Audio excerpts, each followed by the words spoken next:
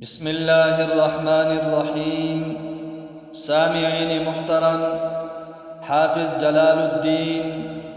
عبد الرحمن ابی بکر السیوطی رحمہ اللہ نے لکھا ہے کہ ابن عساکر رحمہ اللہ نے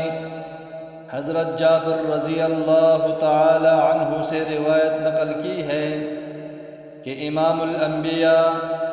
سرتاج الانبیاء، فخر الانبیاء حضرت محمد عربی صلی اللہ علیہ وسلم نے ارشاد فرمایا، جنت کے اندر کوئی درخت ایسا نہیں ہے جس کے پتوں پر لا الہ الا اللہ محمد الرسول اللہ نہ لکھا ہو، بحوالِ الخصائص الکبریٰ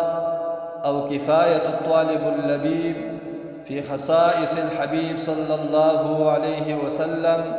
جلد نمبر 1 صفحہ نمبر 19۔